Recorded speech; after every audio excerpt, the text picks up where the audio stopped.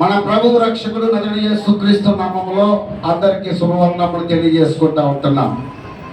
హల్లెలూయా, హల్లెలూయా. ఈరోజు అమ్మ, ఈరోజు ఏ రోజు చెప్పండి ఒకసారి అమ్మా, చెప్పండి. పునరుత్థానము అంటే ప్రతి ఆదివారము మనకి పునరుత్థానమే. అయితే ఈ ఆదివారం ప్రత్యేకమైనటువంటి పునరుత్థానం ఎందుకనంటే మన వాక్యాలు, కొన్ని వాక్యాలు మనము చదువుకొని ఉన్నాం అమ్మా. మొత్తం 4 సువార్తలలో మీ చేత చదివించాము. ఆ పునరుత్థానము, ఆయన చనిపోయి మరణించి సమాధిలో ఆయన పెట్టబడి, ఆ సమాధిలో నుంచి కూడా ఆయన మహిమ శరీరముగా ఆయన లేపబడ్డారు, ఆయన ఇక్కడ లేడు అనే మాటలు మనం 4 సువార్తలో చక్కగా విన్నాము. దేవునికి మహిమ కలుగును గాక. హల్లెలూయా, హల్లెలూయా. ఈ రోజున మనమందరము కూడా అసలు ఈ పునరుద్ధానం అంటే ఏంటి?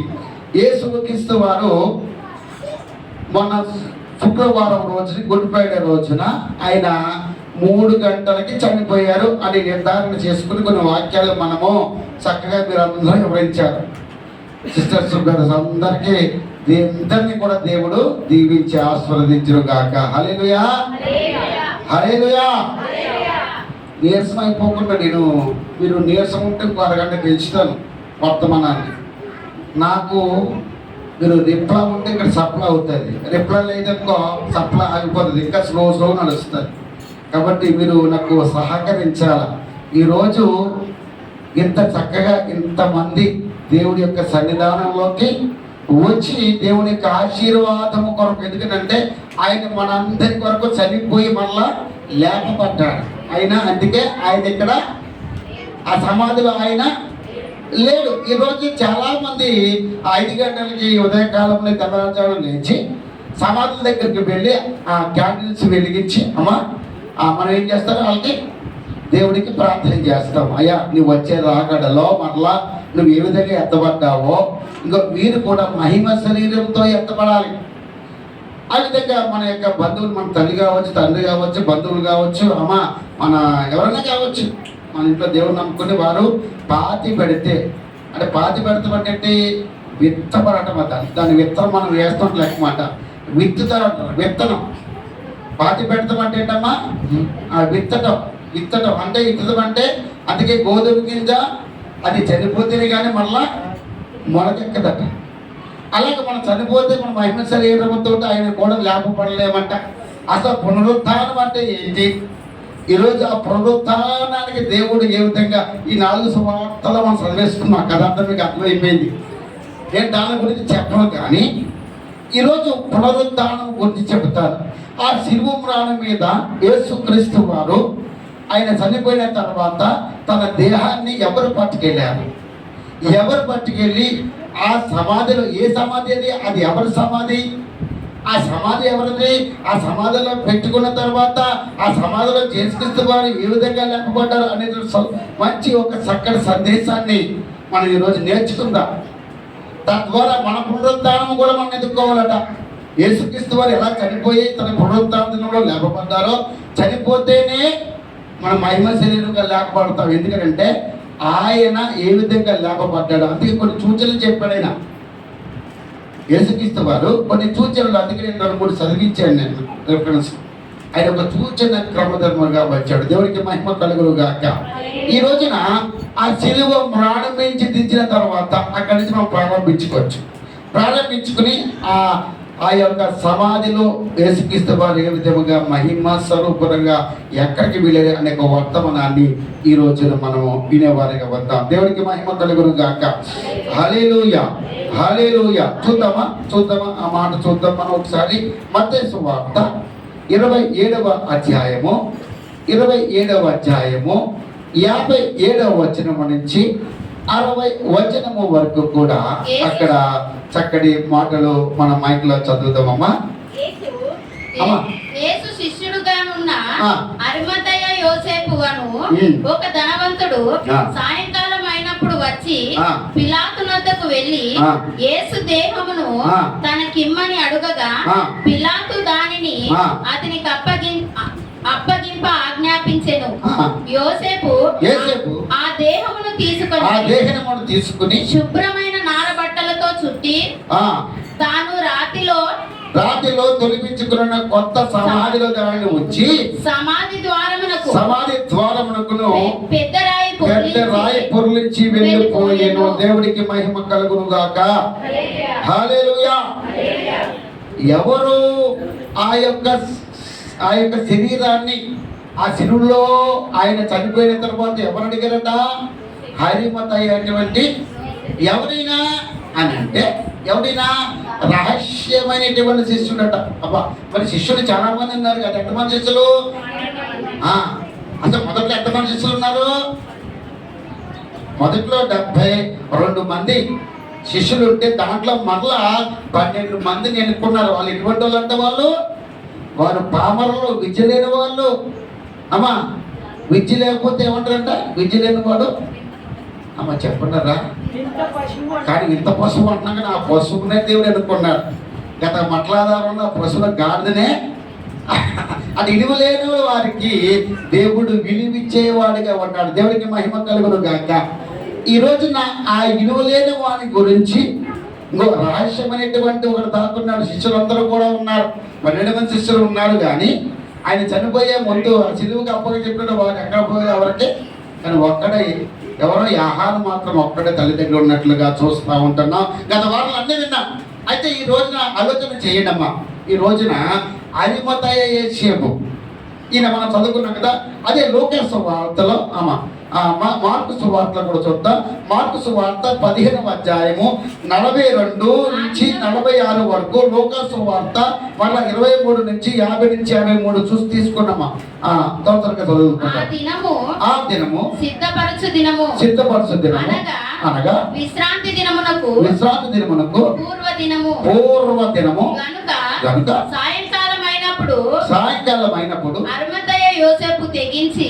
అరిమతయ యోసేపు తెగించి పిలాతు యొద్దకు వెళ్ళి యేసు దేహమును తనకిమ్మని అడిగెను. అతడు ఘనత వహించిన సభ్యుడై ఉన్నాడు. ఘనత వహించినటువంటి ఒక సభ్యుడై ఉన్నాడు అని చూడండి. ఎవరు పడితే అని అడిగితే దేహాన్ని ఇచ్చేవారు కాదు. ఆ పిలాతు వద్దకి వెళ్ళాలంటే, ఆ రాజు దగ్గరికి వెళ్ళాలంటే ధైర్యం సరిపోవాలా. కానీ అరిమతయ యోసేపు కూడా ఒక ధనవంతుడు ఉన్నాడు. రహస్యమైనటువంటిది శిష్యుడిగా ఉన్నాడు. ఎవరికి తెలియనటువంటి శిష్యుడిగా ఉన్నాడు. ఈ రోజున నీవు నేను కూడా చాలా మంది రహస్య శిష్యులుగా ఉన్నాం. కాబట్టి గమనించండి, రహస్య శిష్యులకే దేవుడు మరలా ఆ పిల్లల దగ్గరికి వెళ్ళి ఆ దేహాన్ని నాకు ఇవ్వండి అని చెప్పి కొంత అమౌంట్ ఇచ్చి, అమ్మా డబ్బులు ఇచ్చి వాడిని ఏం చేశారట? తీసుకుని ఎవరి సంబంధం అంటే అది ఇక్కడ చదివే కదా. ఎవరి సంబంధం అది? అమ్మా రజితం చదవము ఒకసారి అన్నమాట. చదవండి. 44వ వచనం. పిలాతు చనిపోయినా ఆశ్చర్యపడి ఒక శతాధిపతిని తన యొద్దకు పిలిపించి ఆయన ఇంతలోనే చనిపోయినా అని అతనిని అడిగాను. శతాధిపతి వలన సంగతి తెలుసుకొని యోసేపునకు ఆ శవమును అప్పగించాను. యోసేపునకు ఆ శవాన్ని అప్పచెప్పాడు. అతడు నార పట్టుకుని ఆయనను దింపి ఆ బట్టతో చుట్టి బండలో తొలిపించబడి సమాధి యందు ఆయనను పెట్టి ఆ సమాధి ద్వారమునకును రాయి పొర్లించి. చూడండి, ఎవరి సమాధి అంటే అది ఒక ధనవంతుడు తన తోటలో ఒక చక్కటి సమాధి ముందు పెట్టండి చెప్పి ముందు పెట్టేది ఒక చక్కటి సమాధిని ఆయన కొరకు చెప్పాలి. ఆయన కొరకు తొలిపించుకున్నాడంట సమాధి. ఇప్పుడు చాలా చోట్ల సమాధులు అంటే సమాధులు అంటే దాన్ని ఏమంటారు? బరన్ గ్రౌండ్ ఏమంటారు దాన్ని? మందలగడ్డ. అదే చూసాను వాటికి మన భాషలో బందలగడ్డ. నేను బొమ్మల గడ్డలో పెట్టా అంట ఒకసారి తింటాం కదా. ఏదన్నా అంటే ఇంక బందలగడ్డ పెట్ట అంట. పెడతామా? సరిపోయి పెడతాం. ముందు పెట్టేద్దామా? చూడండి, ఈ రోజున సమాధులు కూడా ఆ మనిషి చనిపోతే స్థలాలు కొనుక్కుంటాక ముందుగా కొనుక్కుంటున్నారు చాలా మంది. లేకపోతే అలా వాళ్ళ తల్లిదండ్రులు వాళ్ళ పితరులు ఎవరైతే ఉన్నారో వాళ్ళ మీద ఆ శవాన్ని మళ్ళీ సంవత్సరం పైగా తీసేసి మళ్ళా ఆ ఎముకలు తీసేసి మళ్ళీ మట్టిగా అయిపోతాయి కదమ్మా. అన్ని కలిసిపోతే మట్టిలో కలిసిపోతే దేహం అంతా కూడా అలజడి చేయడం. ఒకసారి ఆ శవానికి కూడా స్థానం లేదండి. లక్షలు పెట్టి సిటీలో కొనుక్కుంటున్నారు. పల్లెటూరులో అయితే స్థలాలు ఎక్కువ ఉంటాయి, కానీ సిటీల్లో ఏమవుతున్నామా ఆ స్థలాలు కొనుక్కోవాల్సి వస్తుంది. లక్షలు పెట్టి కొనుక్కోవాల్సి వస్తుంది, చనిపోతూ ఉంటుంది.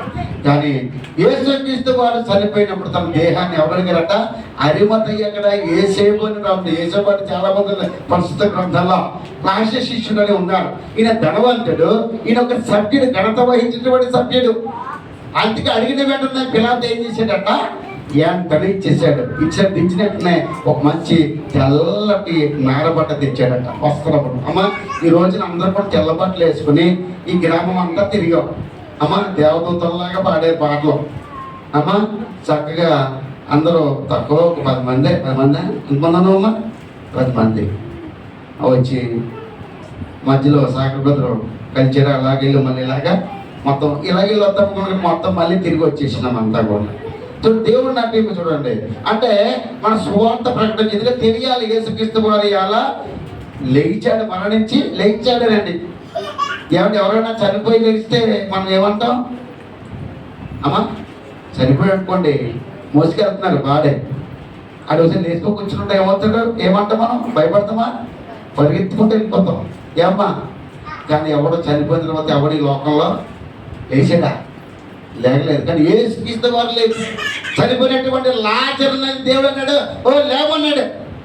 చాలా మంది అయ్యేమో ఇంకా స్త్రీ యొక్క ప్రవర్తలు వచ్చి ఎవరైతే చనిపోయారో వారందరినీ కూడా బ్రతికించినట్లుగా చూస్తూ ఉంటున్నాం. కానీ యేసుక్రీస్తు వారు ఏమాడంటే చనిపోయి అలా మళ్ళీ బతికినోడు మళ్ళీ చనిపోయాడు కూడా మళ్ళీ లేవలేదు అలా.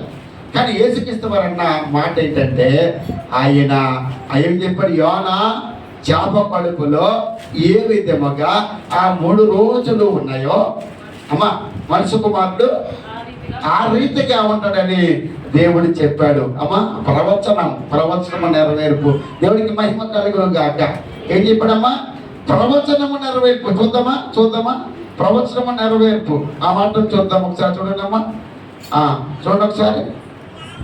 ఏ విధంగా ఆయన లేచాడో మనము కూడా ఆ విధంగా లేస్తామని చెప్పేసి అక్కడ చూద్దాము.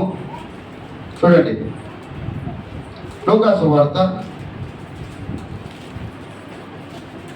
ఈ ప్రవచన వాక్యాన్ని ఒకసారి యోహాను సువార్త 12వ అధ్యాయము 23-24 వచనం చదువుతాము త్వరగా. యేసు నీ సహోదరుడు మరలా లేతునని ఆమెతో చెప్పగా మార్త ఆయనతో అంత్య దినమున పునరుత్థానమందు లేచునని ఎరుగుదుననెను. చాలు. అంత్య దినములలో పునరుత్థాన దినమందు లేచునని నేను ఎరుగుతాను. ఎందుకంటే యేసు ఏ విధంగా పునరుత్థానములో ఆయన లేచాడో మనము కూడా ఆ విధంగా లెగిస్తామని చెప్పేసి అక్కడ ఉంది. కానీ ప్రవచన గ్రంథంలో అంటాడు. ఆ ప్రవచన గ్రంథంలో ఒకసారి మనం చూసినట్టయితే అక్కడ మత్తయి సువార్త 20వ అధ్యాయము 19వ వచనం, 16వ అధ్యాయము 21వ వచనం చదువుతాం త్వరగా. ఇందాక 2 వాక్యాలు చదివా. యోహాను సువార్త 2:19 చదివేశాము. మార్కు సువార్త 8:31 ప్రజలు చదివేశారు. ఏ విధముగా ఆయన 3 దినాల్లో నేను వస్తాను అనే మాటను బట్టి మనం చదివేసుకున్నప్పుడు మత్తయి సువార్త 20వ అధ్యాయము 19వ వచనము, మత్తయి సువార్త 16వ అధ్యాయము 21వ వచనం రెండు చదువుదాం.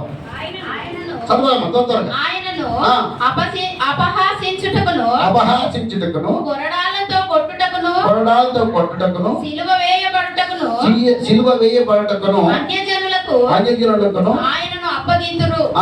3వ దినమున ఆయన మరలా లేచును. దేవునికి మహిమ కలుగును గాక. ఆయనకి అప్పచెప్పుతారు, సైనికులు బాధిస్తాడు, కొడతాడు, సిలువ వేస్తాడు, మళ్ళా చనిపోతాడు, మళ్ళా 3వ దినమున ఆయన లేస్తాడు. చాలా మంది ఈ లోకంలో చాలా మంది ఉన్నారు కదా, చనిపోయి ఎవరన్నా లేచారా? చచ్చిపోయి దేవుడు అన్న గొడవలు దేవుడు చాలా మంది నేను దేవుని నమ్మని చాలా మంది ఉన్నారు కదా. చనిపోయి మళ్ళీ లేచారా? పుట్టపర్తి సాయిబాబా కూడా చెప్పారు ఏంటంటే యేసుక్రీస్తు వారు 3వ దినమున లెగిస్తాడు. అది అగత్యమో, అది నిశ్చయముగా జరుగుతుందని చెప్పాడు. చనిపోయాడు, లేచని చెప్పి ఆయనే సాక్ష్యం ఇచ్చాడు. తెలుసా మీకు?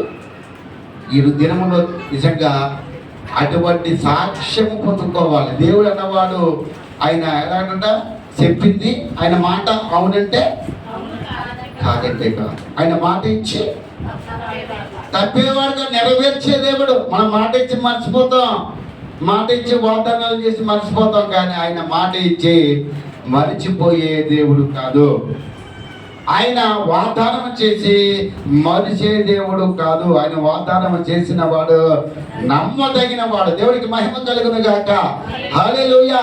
3వ దినమున లేస్తాడు, లేచాడు. ఆ 16వ అధ్యాయంలో 21వ వచనంలో కూడా అదే మాట చూద్దాం. తొందరగా చదవమా. తాను యెరూషలేములోకి వెళ్ళి ప్రధాన యాజకుల చేతను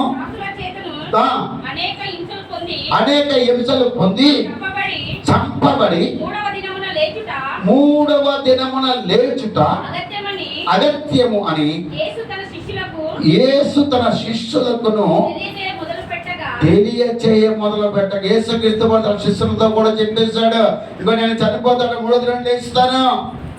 అబ్బా, ఆయన చెప్పింది కరెక్ట్గా అక్షరాల నిజంగా చనిపోయే ముందు గచ్చబడే తోటకు వెళ్ళి తన శరీరంలో ఉన్నటువంటి చెమట రక్తముగా కార్చి అక్కడి నుంచే స్టార్ట్ అయిపోయింది దానికి. ఆ యొక్క సిలువలో వేలాడుతూ ఆయన చనిపోయేంత వరకు కూడా ఆయన మన గురించే అంటే మన గురించి ఆయన లోకానికి పంపబడ్డాడు కాబట్టి మరలా ఆయన చనిపోయి లేవాలి కాబట్టి, అందుకే చూచి నమ్మిన వారు కంటే నమ్మిన వారు ఎవరంటమ్మా? ఈరోజు చాలా మంది ధన్యులుగా ఉంటున్నారు. దేవుడికి మహిమ కలుగును గాక. ఈరోజు నా మాట చూడండి, ఒక మాట చెప్తాను నేను. మత్తయి సువార్తలో అమ్మా, అది మత్తయి సువార్త 27:62-66 27వ అధ్యాయంలో 62-66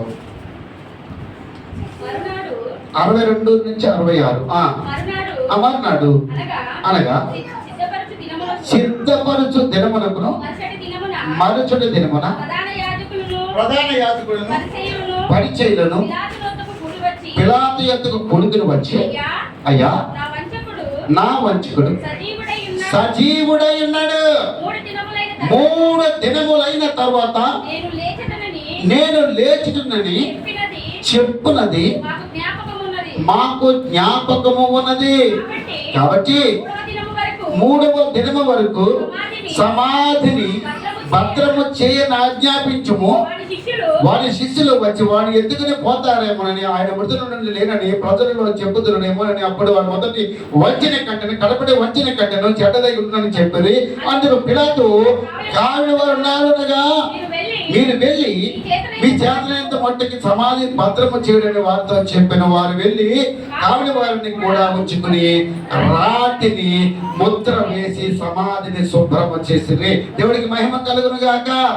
ఇదిగో ఆయన చెప్పిన రీతిగా మళ్ళా లేస్తాడు అంటే వ్యాధ చెప్పినట్టు ఈ సైనికులందరూ కూడా వెళ్ళిపోయి ఆ సమాధిలో ఏం చేయారట? సైనికులు కాపులు ఉన్నారట. ఎందుకంటే ఆ సమాధి మళ్ళా ఒకవేళ శిష్యులు వచ్చి ఏం చేస్తారట, ఎత్తుకుపోతారేమో అని చెప్పేసి దేవుడు ఆ పిలాతు ఆ సైనికులకి ఏం చెప్పాడట? ఆ బండను వేసేసి దానికి ఒక చైన్ వేసేసి ముద్ర వేసేసారట. ఏ ముద్ర అది? రాజముద్ర. సమాధికి ఏం వేశారమ్మా? మన సమాధికి ఏమంటారు?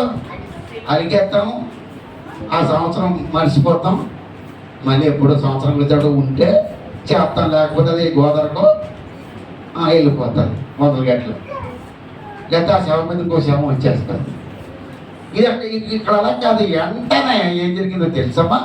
ముద్ర చేశారు. ఎందుకంటే ఈ శవం ద్వారా ఈయన చెప్పాడు కదా 3 రోజులు లెగిస్తానని చెప్పి, నిజంగా జరుగుతుందనే వాళ్ళకి భయపడి ఏమైపోయారు? చైని ముద్ర చేశారంట. రాజు 2వ గ్రంథం ఒకసారి చూద్దామా? మొట్టమొదటిగా సమాధికి రాయి వేసినది కూడా మోషకు కూడా వేశారు, ఎలీషాకు కూడా వేశారు. రాజుల 2వ గ్రంథాల 13వ అధ్యాయము 20 వచనము 21 వచనములో అక్కడ ఒకసారి చూసినట్లయితే చదువునమ్మా. ఆ. ఎలీషా మృతులమట. ఆ. వారు అతనిని సమాధిలో ఉంచి ఎవరన్నా ఇద్దరు ఎవరు గత స్వరాలు మైకిల్ చెప్పండి. ఇద్దరు ఒకేసారి చదువుతారు. తరువాత ఆ. ఎలీషా మృతులందగా ఆ. వారు అతనిని సమాధిలో ఉంచిరి. వచ్చింది. ఒక సంవత్సరం గడిచిన ఒక సంవత్సరం తరువాత గడిచిన తర్వాత మోయాబీల సైన్యము మోయాబీయుల సైన్యం దేశము మీదకి వచ్చినప్పుడు ఆ.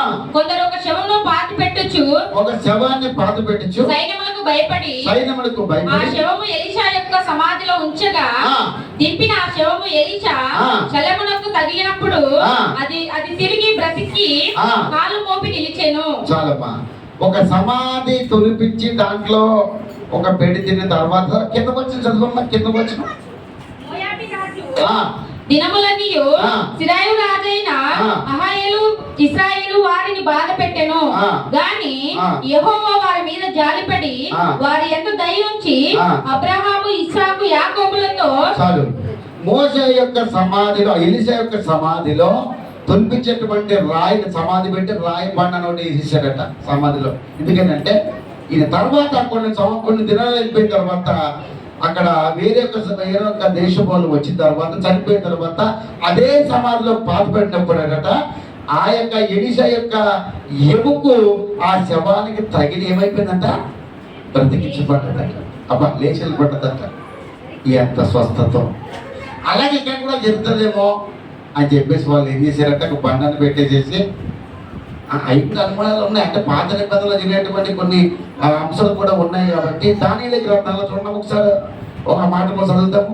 ఆ దానియేలు గ్రంథంలో 6వ అధ్యాయము 17వ వచనంలో కూడా ఒకసారి ఆ మాటలు చూద్దాం తొందరగా. అక్కడ కూడా దానియేలుని అక్కడ పెట్టినప్పుడు కూడా అదే ఆ రాజు ముద్ర వేసినట్టుగా చూస్తూ ఉంటాం. 6వ అధ్యాయము 17వ వచనం.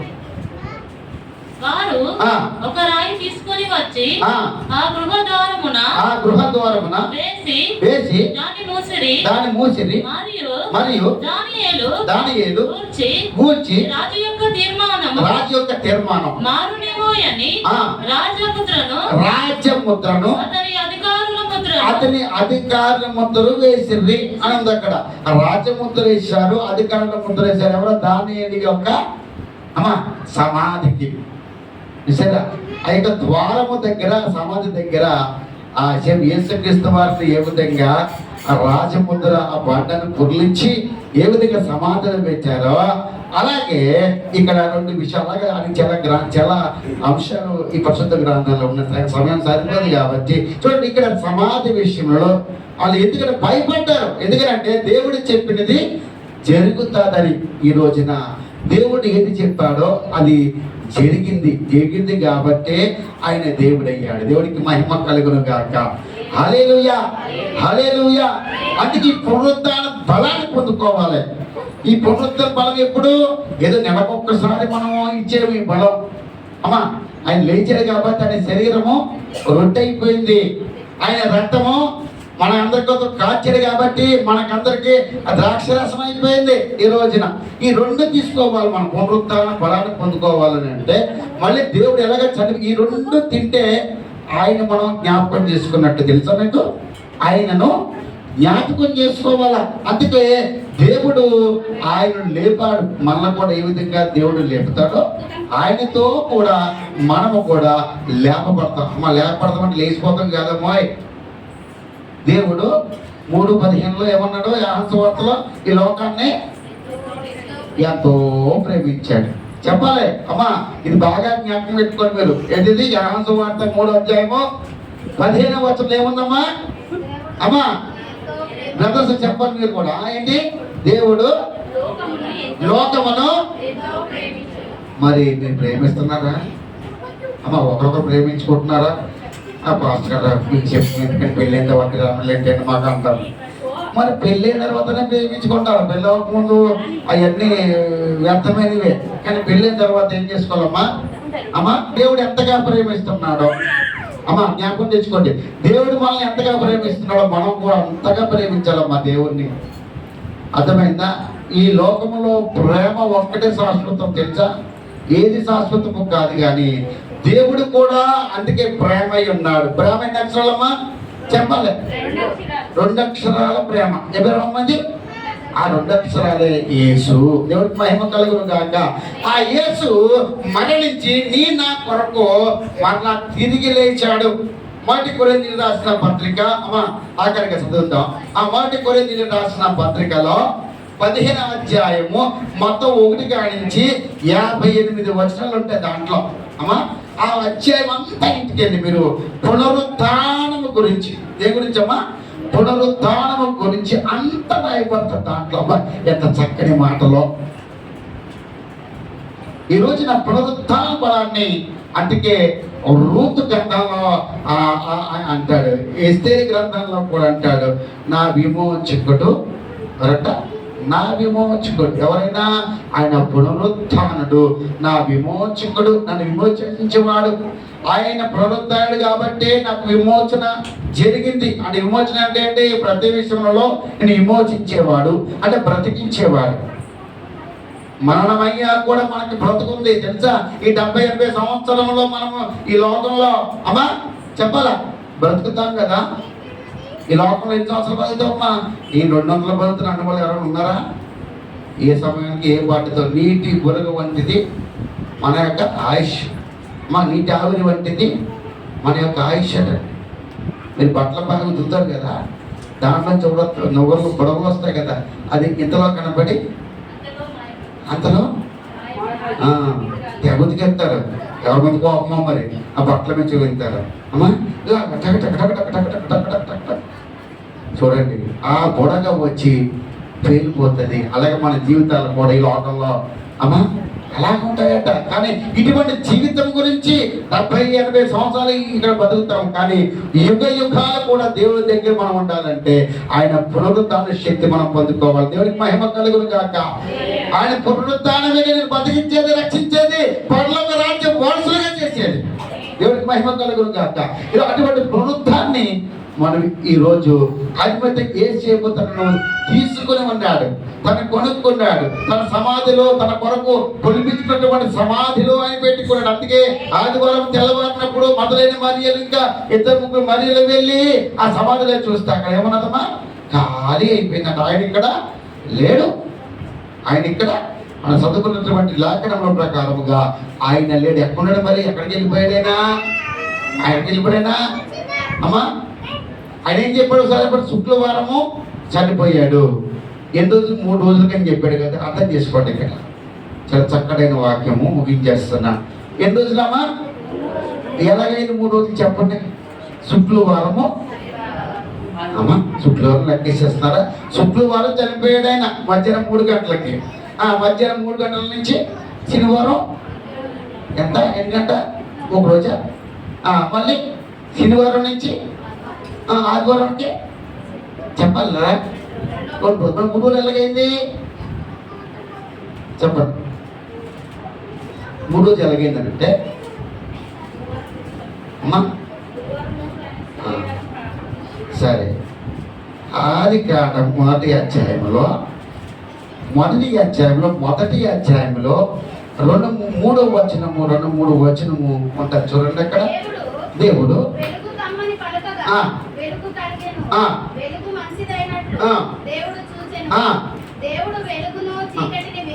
పరిచి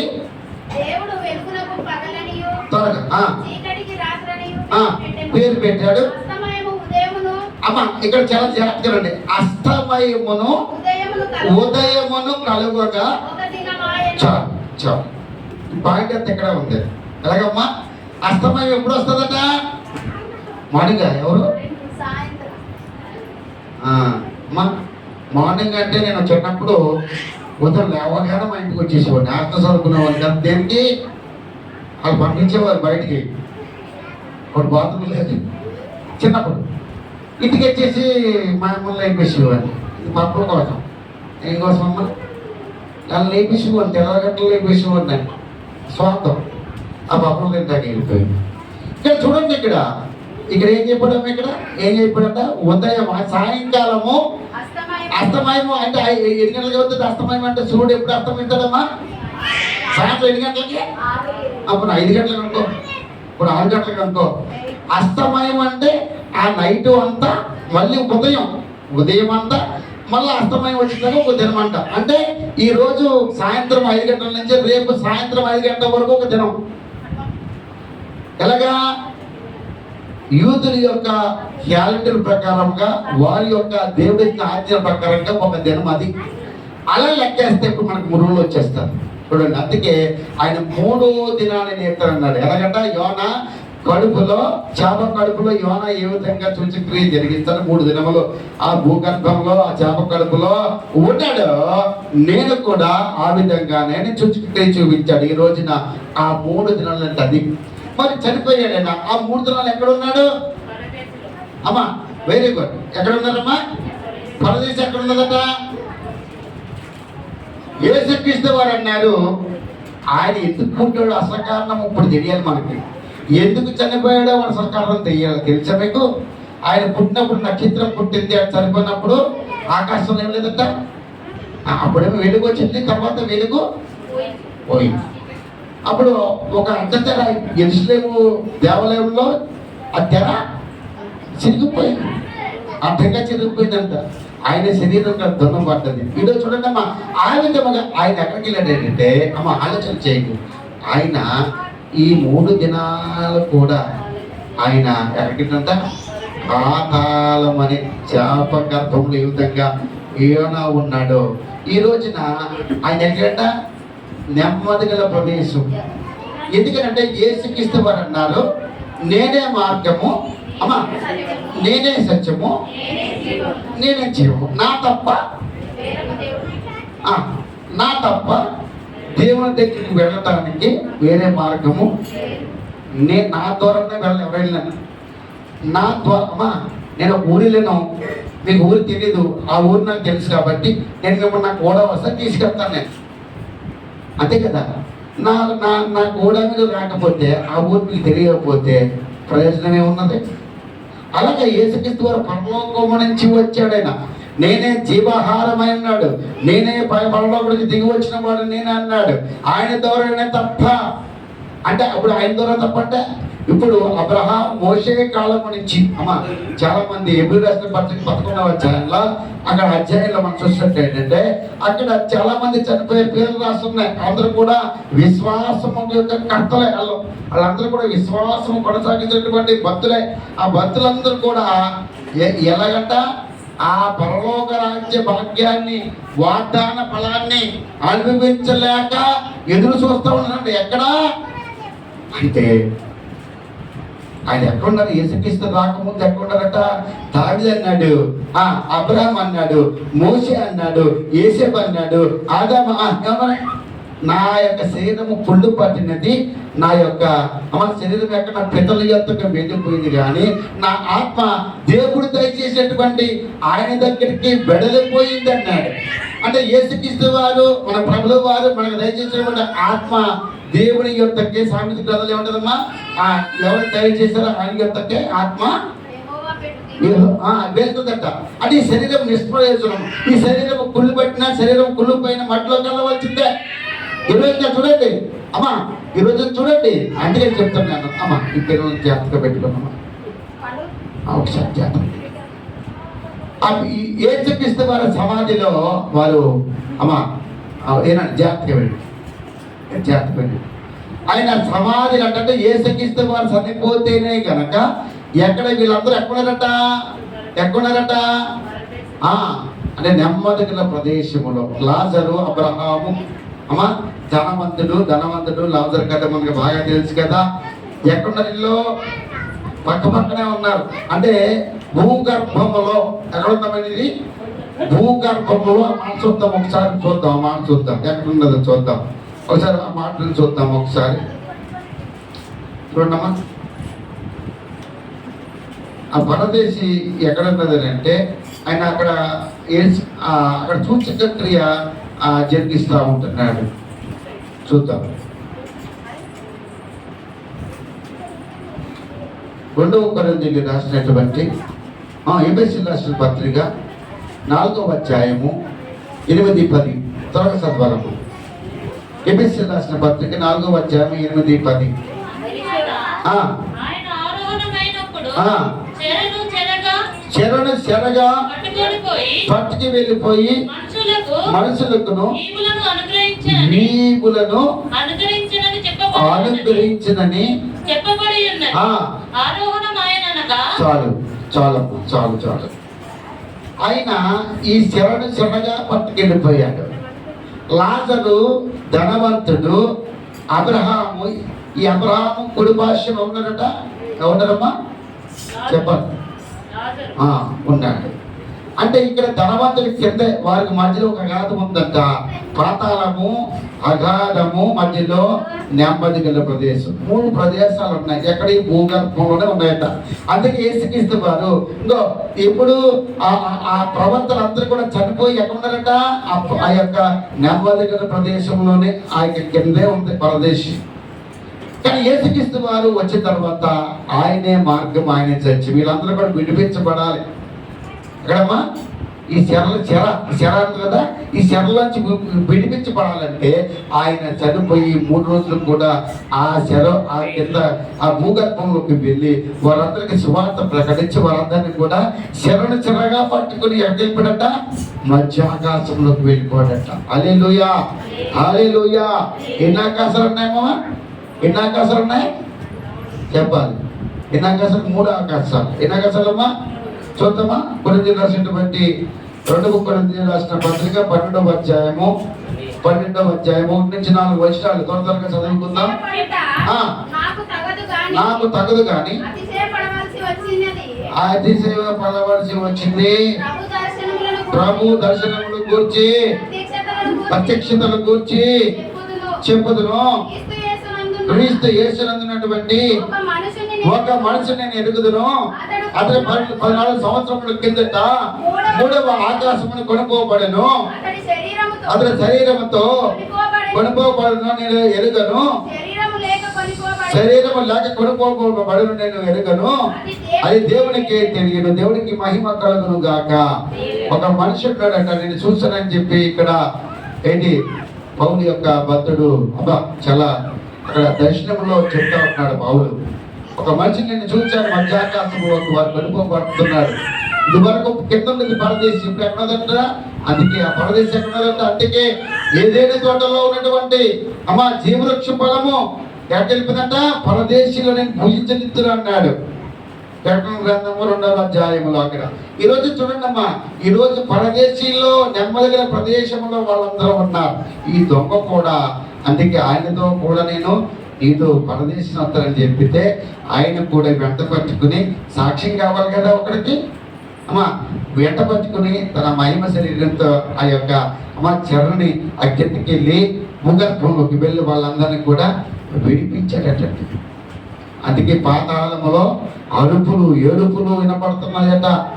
అందుకే లాజరు ధనవంతుడి కథ మనం చూస్తున్నట్లయితే ఆ లాజరు నాకు ఎన్ని తెలిసిపోయింది, అయ్యా నేను తప్పు చేశాను, మా అన్న తప్పులు ఉన్నారు, వారిని కూడా నేను విడిపించుకుంటానని చెప్పేసి అబ్రహాముతో అంటే అబ్రహాం అన్నాడు, ఇక్కడ వారు అక్కడికి, అక్కడ వారు ఇక్కడికి పోవటానికి వీలు లేదన్నారు ఈ రోజున.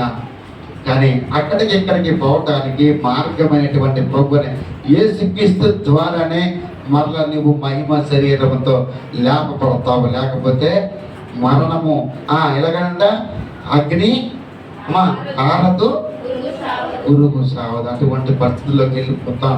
ఈరోజు దేవుణ్ణి నమ్ముకున్న మనమందరము కూడా మొదటి పునరుత్థాన దినములో మనం ఉండాలని ఇక్కడ చెప్తా ఉంటున్నాము. అందుకే యెషయా గ్రంథము 53వ అధ్యాయము 9వ వచనంలో ఆఖరి మాట ఒకసారి చూసినట్లయితే 53వ అధ్యాయము 9వ వచనంలో యెషయా గ్రంథంలో అతడు మరణమైనప్పుడు భక్తిహీనులతో సమాధి నియమించబడెను. ధనవంతుని యొక్క అతడు ఉంచబడెను నిశ్చయముగా. చాలమ్మా, అన్యాయం ఏమీ చేయలేదమ్మా. నిశ్చయముగా ధనవంతుడి యొక్క సమాధి మాత్రమే. ఏమండి ఆయనకి సమాధి కూడా ఆయన కాదు తెలుసా మీకు? ఆయన పుట్టినటువంటి ఆయన లోకం కోసం పుడితే, లోకం ఉన్న జనాల కోసము పుడితే ఆయనకి నక్కలకు ఏమున్నాయంట? అమ్మ నక్కలకు ఏమున్నాయట? బెరీలు ఉన్నాయట, అంటే ఊళ్ళు ఉన్నాయట. కానీ మనిషి కుమారుని తలవాల్చుకుంటే చోటు మాత్రము ఆయన పుట్టిన ఊర్లో లేడు, తన ఇల్లు లేదు, అమ్మ తన ఉన్నటువంటి మేడగది లేదు. అన్నీ అదే కదా. తన ఉన్నటువంటి ప్రతినిధి కూడా తనది కాదు. ఈరోజు కూడా చనిపోయిన సమాధి కూడా ఆయనది కాదు, తెలుసా?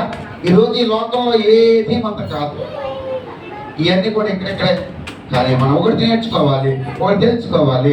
మనం మరణం అయ్యేటప్పుడు ఈ 70-80 సంవత్సరాలు మనం బతుకుతున్నాం కదా, తర్వాత యుగాలు ఎక్కడ జీవించాలి అంటే యేసుక్రీస్తు వారి పునరుద్ధాన దినములో మనం ఉండాలి. కొరింథీయులకు మొదటి పత్రికలో మొదటి పత్రిక 15వ అధ్యాయంలో చూద్దాం. చూసి పదనాలకు వెళ్దాము. మనం దీన్ని కొరింథీయులకు మొదటి పత్రిక 15వ అధ్యాయం మొదటి వచనం చదవండి. మరియు సహోదరులారా, నేను చదివేస్తున్నాను చూడండి. మరియు సహోదరులారా, నేను మీకు ప్రకటించిన సువార్తను మీకు తెలియజేస్తుంటున్నాను అన్న జాతికి వినాలమ్మా. ఈ వాక్యం చాలా జాతికి వినాలి. మీరు దానిని అంగీకరించింది. ఇప్పుడు దాకా ఇన్ని సంవత్సరాలు బట్టి చెప్తున్నటువంటి సువార్తమానము ప్రభు గురించి చెప్తాను, నా గురించి కాదు, నా బడాయి కాదు, నా యొక్క స్థితి కాదు, నా గొప్పతనం కాదు. ఎవరి గురించి చెప్తాను? మనం ప్రకటించేది ఎవరి గురించి అమ్మా? యేసుక్రీస్తు సజీవమైన దేవుడు, ఆయన విమోచకుడు. అంతే. ఆయన గురించి మనం బతుకుతున్నాం అంతే. మనం బతుకుతున్నామంటే గల కారణం ఆయన మనల్ని యోచించాడు. ఈ రోజున అంగీకరించాడు. మనం ఆయన బట్టి మనము అంగీకరించింది, దాని ఎత్తి నిలిచి ఉన్నాము. మా విశ్వాసము వ్యర్థమైతే విశ్వాసము వ్యర్థమైతే కానీ నేను ఏ ఉపదేశ రూపముగా సువార్త మీకు ప్రకటించుతునో ఆ ఉపదేశమును మీరు గట్టిగా పట్టుకొని ఉన్నారో. దేవుడు ఏ యొక్క పునరుద్ధానం గురించి చెప్తున్నారో ఉపదేశాన్ని, తన యొక్క వాక్యాన్ని మనం గట్టిగా పట్టుకోవాలి. కొన్ని గట్టిగా పట్టుకుంటున్నాం, జారిపోక అని చెప్పి కరెక్ట్ జారిపడతారు. చూడండి, అయితే ఎడల ఈ సువార్త వలన మీరు రక్షణ పొంది ఉన్న వారై ఉన్నారు. నాకు ఇయ్యబడిన ఉపదేశం అంటే మీరు అంగీకరించింది అదేమనగా, లేఖనముల ప్రకారము క్రీస్తు మన పాపముల నిమిత్తము మృతి పొందెను. మృతి పొందెను, సమాధి చేయబడెను, లేఖనముల ప్రకారము 3వ దినమున లేపబడెను. లేఖనము దినమున 3వ దినము లేపబడెను. ఆయనకి 70కును తరువాత 12 కనబడెను. అది పిమ్మట 500కును ఎక్కువైనటువంటి సహోదరులకు ఒక్క సమయమందునే కనపడ్డాడు. ఒకే సమయమందు కనబడి ఆయన వాళ్ళు అనేకులు ఇప్పటి వరకు కూడా నిలిచి ఉన్నారు, కొందరు నిలిచి ఉన్నారు. ఆయన యాకోబును అటు తర్వాత అవస్థలు అందరికీ ఆయన కనబడ్డాడు. ఇదంతా కనబడుతూ అంటాడు. 10వ వచనంలో అంటాడు, అయినను నేనేమై ఉన్నానో అది దేవుని కృప వలననే అయ్యున్నాను. నిజంగా మనమందరము కూడా దేవుని యొక్క కృపనై ఉన్నాం. ఈ కృప మనకు అనుగ్రహించబడాలి అంటే ఈ పునరుద్ధాన బలాన్ని మనము అంగీకరించాలి. అక్కడికి ఒక మాట చూసి మనము 28వ వచనం చూడండి ఒకసారి. 28. మరియు సమస్తమును ఆయనకు లోబడిపరిచినప్పుడు దేవుడు సర్వముకు నిమిత్తము కుమారుడు తనకు సమస్తము లోబడిచి దేవుని తానే లోబడును. ఇట్లు కాని ఎడల మృతుల కొరకు బాప్తిస్మము పొందువారేమి చేతులు, మృతులే మాత్రము లేపబడురని. మృతుల కొరకు వారు బాప్తిస్మము పొందినేలా అంటే మృతుల కొరకే బాప్తిస్మం. చాలా మంది అంటే పునరుద్ధానం వల్ల నాకు కావాలని చెప్పి మృతుల కోసమే చాలా మంది బాప్తిస్మం తీసుకుంటున్నారంట. అలాగనద్దు. ఎలాగైనా దేవుని విశ్వాసం ద్వారా మనం నమ్మి ఆయన నిజంగా లేచాడు, మన కొరకు ఆయన చనిపోయి అని చెప్పి ఆ బాప్తిస్మం పొందితే అప్పుడు నువ్వు నిజంగా లేపబడతామని ఈ వాక్య లేఖనం. ఇంటికి వెళ్ళి ఈ అధ్యాయం అంతా కూడా మీరు చదువుకోండి అమ్మా. ఇది చదువుకోండి. చదువుకుని ఈ 38వ వచనంలో 37వ వచనంలో అంటాడు, ఓ అవి నీవు విత్తునది చచ్చితే కానీ బ్రతికింపబడలేదు కదా. నీవు విత్తినది చూడగా అది గోధుమ గింజనైనా సరే, మరి ఏ గింజనైనా సరే, ఒట్టి గింజనైనా విత్తుచున్నావు కానీ పుట్టబోవు శరీరము విత్తుట లేదు. అయితే దేవుడు చిత్తాన్ని ప్రకారంగా నీవు విత్తిన దానికి శరీరము ఇచ్చెను, మరియు ప్రతి విత్తనము కూడా దాని శరీరమును ఇచ్చుచున్నాడు. ఆ మాంసమంతా మాంసమైనది ఒక విధమైనది కాదు, మనిషి మాంసము వేరు, మృగ మాంసము వేరు, ఆ. పక్షి మాంసము వేరు, ఆ. చేప మాంసము వేరు, ఆ. మరియు ఆ. ఆకాశ వస్తు రూపములు కలవు. చాలా 53వ వచనము. క్షయమనేది శరీరము అక్షత ధరించుకున్నది, వ్యర్థమని శరీరము అమరత్వము ధరించుకున్నది. ఈ క్షయం అనేది అక్షయమని ధరించుకున్నప్పుడు, ఈ వ్యర్థమైనది అమరత్వము ధరించుకున్నప్పుడు విజయమందు మరణము మృంగి వేయబడిన. ఓ మరణమా నీ ముళ్ళు ఎక్కడా? ఓ మరణమా నీ ముళ్ళు ఎక్కడా? ఓ మరణపు ముళ్ళు పాపం కొన్న బలము ధర్మశాస్త్రము. దేవునికి మహిమ కలుగును గాక. తల వంచుదాము. ధర్మశాస్త్రం మందు ఏదైతే ప్రచురించబడ్డదో, ధర్మశాస్త్రం మందు ఏదైతే ప్రవచన గ్రంథాలు ఉన్నాయో, ఈ యొక్క 15 అధ్యాయంలో చక్కటి మాటలు ఇంతవరకు మనం విన్నాము. అమ్మా తలలో వంచుతాము, బలారాధనలో మనం పాల్పంపులు పంచుకుందాము. దేవుడికి మహిమ కలుగును గాక. హల్లెలూయా హల్లెలూయా. ఈ రోజున అటువంటి కృప దేవుడు ప్రభుగా కార్యాభివృద్ధి ఎప్పటికీ మనకి ఆ యొక్క పునరుద్ధరణ బలాన్ని మనకి దేవుడు దయచేయను గాక. హల్లెలూయా హల్లెలూయా.